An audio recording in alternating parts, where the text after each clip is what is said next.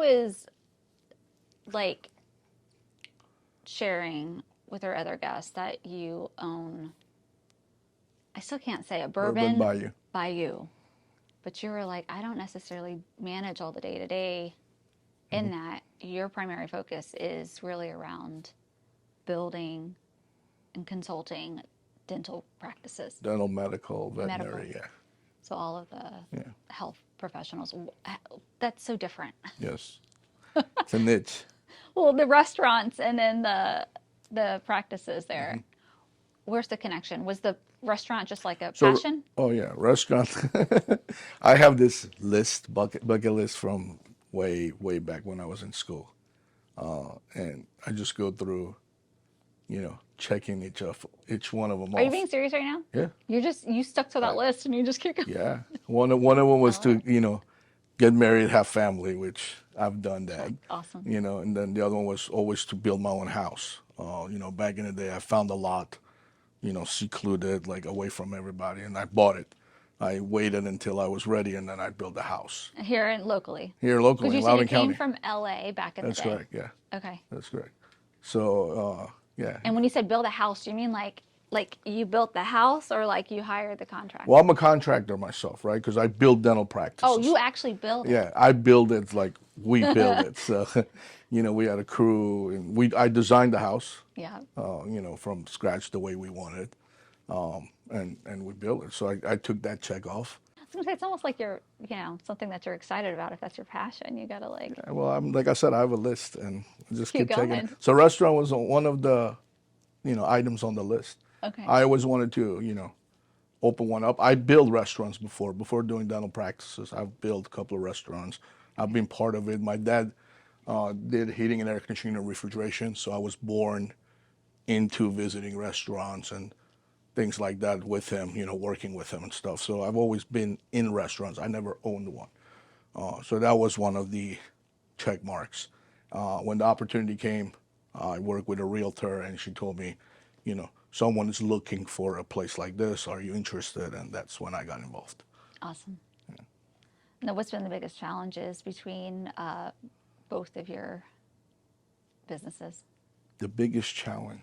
And is that it? Are those the only two you've got? I want to make sure I'm not leaving anything out. Oh no, I invested also in a brokerage, commercial realty Okay. What brokerage is company, that? and Alexandrian Partners, and the focus there is we find spaces for the doctors, the vets, the Smart. medical practices that we're looking for, and we do that to control the budget because every space, is going to have a different style of construction, so it's kind of related to construction. Yeah. It's the first step in finding a space where your budget is going to be, how much you're going to spend, and things like that. So we have that. I would say the biggest challenge would be, promoting and finding good staff, good team members, 100%. and making sure they know, you like what they're doing, appreciate what they're doing, and putting them in right places, as in position wise, like finding out what it is they're great at and then utilizing them in that area. I agree with you 100%. This is the hardest thing I've ever had to do is Yeah. when it comes to team, staff, keeping people motivated, excited, making sure they're in the right position. Because Right. like you said, I've seen where it's not necessarily they're bad at that job, but it doesn't excite them. Sure. I mishire, or I put them in the wrong seat. Sure. Essentially, I just move them to a different seat, and then they just like blossom and flourish, and you're like, Yeah. I can't believe I almost lost that person. And you said something, motivation. Motivating people could be challenging, especially when you place them in a position and you work with them a little bit. Now you have them working with someone else. Yeah. You don't really know what's happening, and that someone else is not carrying the same message that you want to carry, right? Yeah. So it could fall. Motivation can fall. That's right. Well, we're not big enough. They all have to see me all the Yeah, time. But I can definitely see that where Yeah. just me being away from the studio sometimes, I'm like, do they see my craziness enough to like still feel motivated? Sure. Sure. Okay, in terms of bucket list items, what else is on your list? Are you allowed to say, or do you have to wait until it's accomplished before you're I allowed don't to know. I share have it? to wait until it's I complete. figure that's what I would do. I wouldn't say it until it's done. I think, I've done most of them. The next two are Nice. probably going to be pretty crazy. So Okay. we'll see if I get there. I don't I'm know. sure you will. I think you will. One of them might be achievable. The other one, I don't know. What is and this might be a bucket list item. What's one huge like dream or goal you would love to see come into fruition for your personal life, family? What's one huge goal? I've never thought about that. I think one thing I would like to see is for my businesses to, properly operate, without me having an everyday Every say in it, entrepreneur's right? dream. That would be my dream, right? Yeah. Where I can be like, okay, this business is doing so well, they don't even need me. Yeah. That would be a dream. Why do you feel like they need you? Um, What do you think is like holding them back from making their own decisions? well, I can't say they're not making correct decisions. There's a lot of decisions on a day-to-day that they are making. Some of them are probably good, some of them are not. And no one says I make the right decisions either. It's decisions But are when we decisions. make it, then we're like, well, we're the Yeah. one who said it. So But I would know that they don't need me when the business goes to the next level and the next level without me pushing it or me, pushing the day-to-day, so Yeah. to speak, right? And the business just keeps on moving Growing. forward and forward.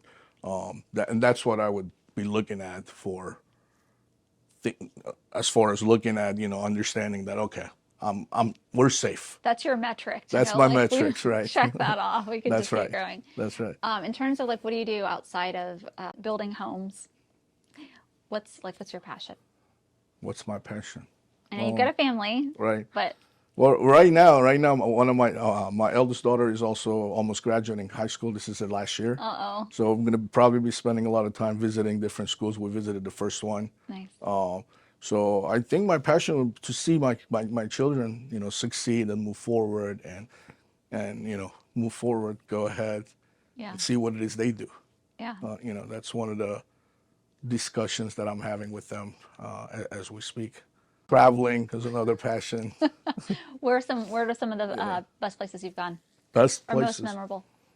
Most memorable. Wow. I like going into it. Like we travel with family with resorts and stuff, but I don't call those traveling into the cities. Like if you go to family with Bahamas, you're in a resort, right? When I travel by myself, I go into the cities, and that's the way I like it. I think the better places where I visited, like the cities, are being probably. I like Spanish-speaking countries a lot more. So like Dominican, Costa Rica. Why do you like the Spanish speaking? I don't know. Is it the culture? I don't speak it. I always wanted to speak it, so Yeah, I I'm was trying to gonna learn say, it. yeah. I don't know if it's the culture. Yeah. Yeah. Having said that, I haven't visited too many European countries either. Okay. Recently we took a family trip to Portugal and we loved it. So Okay. yeah. Now, how many So kids do you have? 4. 4. Okay. I got 3 daughters, 1 boy. Okay. 3 done. Poor son. The second one is the Surrounded. son. Yeah, it's a girl, boy, and then girl. Surrounded by females. Yeah. In terms of like marketing, just to kind of switch back over to like the business side, in terms of like marketing and bringing in new clients, what are some of like your best strategies that you've found? Sure. So my business, because it's such a niche, in the marketing aspect, you always want to understand who your target audience are, right?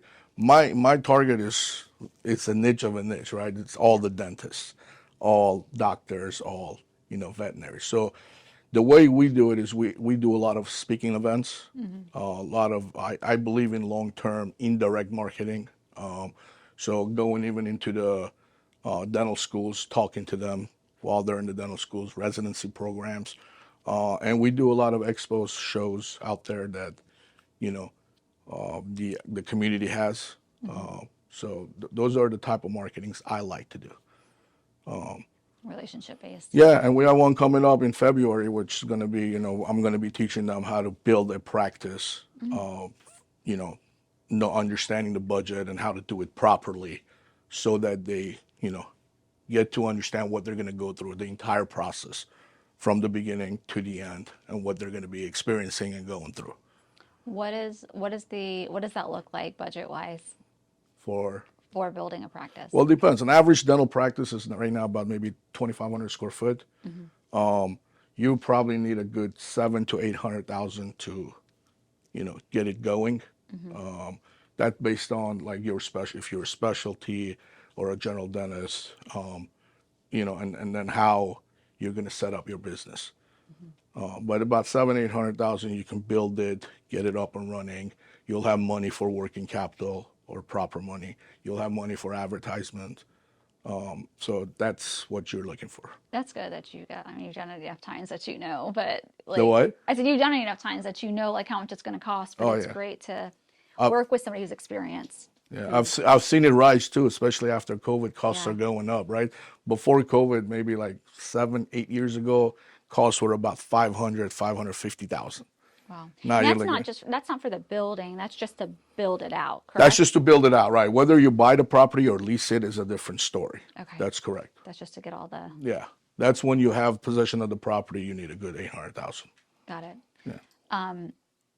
How do you see the future of the health service businesses in our Northern Virginia area? It's strange, that's an everyday discussion, I think, in our industry.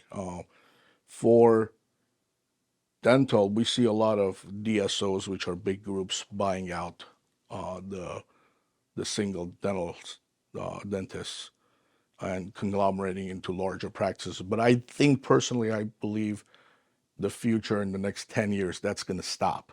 It's going to go the opposite direction, where Really?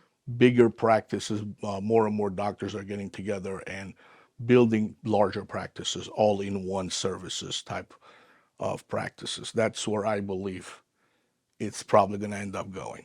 So I'm kind of curious to see what happens to these DSOs Yeah. and the larger, companies. I've had conversations with both types of people. Oh, really? The practice that's kind of buying out other Yeah. ones to grow, Uh-huh. and then the practices or the DSO, like somebody who actually created her own DSO and then is buying out the smaller. Right. Yeah. Well, I provided two names for you guys to talk to. Both of them are dentists, Okay. and both have their practices, Oh, nice. and they're both probably not going to sell to a DSO. They're larger practices, and they're gonna very hunker down. successful, knock on wood, doing Yeah. what they're doing. Awesome. And now were they clients of yours? Yes. So you helped guide them. Well, yeah, one of them both of them I closely relate to because we kind of have our story. One of them, my company started, approximately, when I say started, I mean started moving up approximately when he opened up and I opened him up. He was one of my, first people that, we got billed. And so we went through the process, Yeah. and watching him grow and watching my company grow, I kind of relate with him. And the other one bought a practice that I built a long time ago. Then he relocated it and he built it with me as well. Oh, nice. So I kind of have Connected them, yeah. connections with these two. That's amazing. Yeah. What is your story? Like, how did you? I know you said that your father was in the contracting world, but what's your story? So my father, we're Armenians. I was born in Iran, actually. There's a lot of Armenians in Iran, and we came out. We came out back in the 80s, about 85, 86. Traveled to the U.S. Got to the U.S. about 88. My dad has always done refrigeration and air conditioning and things like that. So I like to say I was born with a wrench because I was very close with him. Everywhere he went, he took me. Work, I was always working with him on my off days when I wasn't going to school, and I liked hanging out with him. So kind of learned through refrigeration and air conditioning, but I always had a passion of building things, not just fixing them. So the places he took me, I was always like, oh, what if I build this place, the whole thing? So that's how my passion came in, construction, and things like that. I went through school. I studied economics in George Mason University. And then when I graduated, I just took the business and just started opening up general construction, doing places that, my dad, I built a lot of restaurants because through his connections, because he was fixing the refrigerations. And and the air conditioners and stuff. So I tagged along. I built a bunch of those until I stumbled into the dental industry. In 2004, a friend of mine's wife is a pediatric dentist, and she was going through a hard time, a horrible time building her practice. I'm not going to say names, but one of our competitors now was doing the practice, and I looked at it and I said, look, this is not that hard for us to take over, but you have to let the other contractor go before I even interfere, not knowing who the other contractor was at the time. And then she did that. We came in, we fixed it, and then in that same building, 2 other dentists came in, and she was like, you got to use them. Yeah. That's when I realized how much of a niche it is. Yeah. So we started at that point, on that same year, we said, okay, we're going to rebrand, remarket, and we started saying we only do dentists, dental offices, because that's what dentists want to know. They want to know that you know what you're doing before they even hire you. Yeah. So that first year, I think it was April we started. In that first year, we had done about 15 dental practices. Wow. And then that's how we started growing and growing. We started averaging about 40 to 50 dental practices a year after that. Once your name gets in that pipeline. Yeah, it was just a word of mouth. Like I said, it's a niche of a niche. Like I remember, sitting down on that first year and talking to my people saying, how do we get a hold of the dentist? Yeah. Now it's looking back, it's like, once you've accomplished it, you're like, okay, It's easy. it's easy. Yeah. I was going to say, yeah, so you don't really have to. Nothing is easy, but it's easy. Well, once you accomplish it, it's Right. easy. Yeah, once you're there, but yeah, until you get there, you're like, oh my gosh, how Yeah. am I going to make this happen? How many people do you have on your team? So at Arminco, we have close to 45, 46, Oh my. depends on the time of the year. Okay. And then we have a bunch of subs, but 45, 46 on our staff. Got 5, and I'm like, ah. Yeah, it's a lot. Yeah, it's a lot. Well, When I got to about 15, 16, I realized, HR is a very important Oh, yeah. position. So definitely brought an HR person right Yeah. away, which a lot of companies don't do when they're that small. They sub out HR. okay, I chose to bring it in-house because I felt like that was definitely more beneficial. more beneficial. Yeah, that's smart. Yeah. Okay, so when I get to that side, Yeah. bring an HR. Yeah, you can't go wrong with that. In terms of How long have you been doing this, if you don't mind me 12 asking? years. 12 years. I mean, business. No, I know, I get it. The show is still in its infancy, so but the business, yeah, 12 years. Photography is the Yeah. business. Yeah. Okay. You do like weddings? We're also niche. We stick to business professionals, so the headshots, Oh, okay. social media content, stuff that a business owner is going to want. That's where we specialize. Now, do we do family sessions around the holidays? Yes, but we don't necessarily advertise it or promote it. Okay. It's just for our internal clients. Got it. But yeah, Interesting. it's been a fun journey, and now I'm starting to look at, kind of reaching out and branching out in other locations, doing the exact same thing. Mm-hmm. But then my biggest thing is the hiring.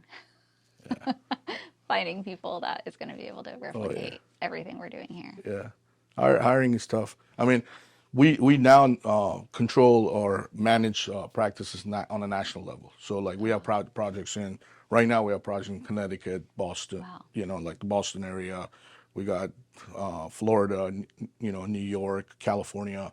And one of the challenges I have is finding good contractors. Yeah. Not even hiring staff, just finding a contractor in that area Yeah. that knows what they're doing, because there's There's a lot on the line too. a lot, yeah, for sure. Do you have a process? Do you already have like a process that you've set up, or is there like a company that you use to? Well, you can't use one company because there's different states, But I mean, right? like a company that helps like source or. We don't have a company. We internally we have a process where we, understand how to talk to them, interview them, understand where they're Ask the right coming from. questions. Yeah, ask the right question. Because we do construction, Yeah. we know, There's a product at the yes. end of the day you can look at and be I like, can talk to them and know how much of it is correct, how much of it is, yeah, what they're going to be doing and things like that. We have one right now. It's a pretty big challenge. It's in Colorado, in a very isolated area, so it's not very well known. Not a lot of contractors out there. So it's finding someone to go out there is is going to be a challenge. It's a And new you're up for a project. good challenge, aren't you? We're good, yeah. We always look for a challenge. What are some red flags when it comes to hiring, since you've done this plenty of times? Red flag is in hiring for what? Hiring for a leadership type position. One big red flag is when the resume doesn't match with the way the person is providing their interview. Some people, well, not some people, probably most people try to beef up the resumes just to make it look good. But when you ask them questions, it doesn't reflect to what they're saying. They know, right? So let's say I'm hiring a project manager and it's telling me he's got 20 years of experience in construction. When I ask you two questions and you're not able to definitely give me an answer, and here I am, I know the definite answer, presents a problem a little bit. So that's the biggest challenge. And I've always been the type to hire, away from looking at the best resumes. I don't think the best resumes are necessarily the better people. We don't know until we see them work, right? Yeah. So I don't always look at resumes, but I evaluate them and ask questions according. So, if you come to me with a lot of knowledge on your resume, you're probably at a disadvantage because I'm going to drill you with a lot of questions. Yeah. So that's the method I've used to hire. So do you end up doing a lot of interviews for one position in order to? I think my best person, it's a great question. And so what I've gone through is my best people have been the people I've recruited, not necessarily hired, right? I can think of maybe 1-2 people that I've hired that are great. They're still being with me. They've been with me for a long time. But most of them have been like recruiting, like knowing this person is out there. How do I get them on our team? Those are So the best people to hire, people that already have jobs, right? And are doing a good job. not necessarily jobs. Like I don't go after them and steal them from a job, but it becomes like talking to them, understanding that maybe they want to switch, they want to be happy. I've had people that changed careers to come, and I knew changing his career would have been a better path with us, because he was so strong with what he did, and then he had to just change his thought process and do what we do here, right? Yeah. And that's worked out pretty good. I mean, he's been with me for 16 years now. So recruiting has always been the better method for me. However, do we interview a lot of people? I wouldn't say that. No, I don't think so. We It's look, always my struggle. we do get a lot of resumes that we look through, but not too many. Now that I want to open additional studios, I got to start going back through that. Yeah. So I'm looking for all the tips I can Yeah. get. And Yeah. it's the number one thing that business owners have said in that chair that they struggle with is the hiring, knowing like what to look for, Yeah. and how to hire the right person. Because you never know until they start working. I Yeah. feel like, unless you've already seen them work, like you said. That's correct. I And mean, you're it's so afraid of. hard. Yeah. Some people can also surprise you. They come in, you're like, you don't think too much. Yeah. And then you're like, wow, this guy or this person is doing really good. Or the opposite. Yeah. You have a lot of high hopes for, and then they come in and you're like, either they don't have the work ethics Yeah. or, so, and I'm not me, myself, I'm not a micromanager at all. I hate people that are micromanagers. I don't allow people to micromanage Same. in our workplace. But sometimes when you don't manage someone also, they don't have the right direction, right? Yeah. So they slack off or not knowingly, and they think they're doing what they're supposed to be doing, Yeah. right? So, But it is frustrating for people that like I don't like to micromanage either. And I actually find it harder when there is somebody that needs that in order to stay on task. some people need to be task oriented for Yeah. sure. They're like, you got to give them a direction. Yeah. True.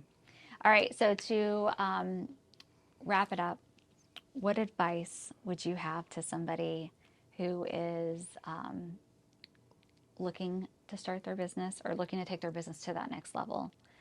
What's just one piece of advice you would have for them?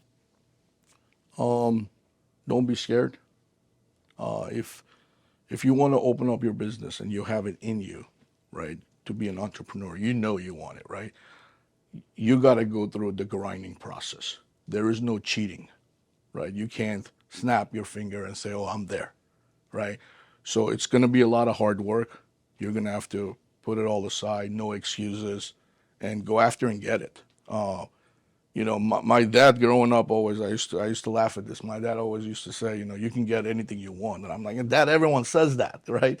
That's like, everybody says that. But, as you grow up and you go through it, he's absolutely right. If you want it, you can get it. You just got to figure out how to get it. Yeah. And if you plan it out and you're ready for some hard work, definitely open up your business. I'll probably tell you you'll 100% be successful if you believe in yourself. You got that hustle mindset, don't you? The hustle mindset is the only way that you're going to make it work. If you're an entrepreneur, you got to hustle, I right? agree. Some people, they think they are an entrepreneur. They get there, but then there's, oh, I couldn't do it on this day. I couldn't do it on that day, but I had this to do. I had that to do. I get it. There's everyday life, but you got to want it. You got to make it happen. Yeah. You need to have that bucket list too. That's got to have the bucket list. Actually, it is. It's so true, because when you have a list, you have something to look forward to, and you want to get to that list, right, or to that, location that you want to be at. Check it off. You got to check it off. That's right. Thank you so much for being on the show. Oh, thank you so much appreciate for having your us. time and your Thank you. inspiration too. I'm gonna have to create my life bucket list now. Go ahead and do that.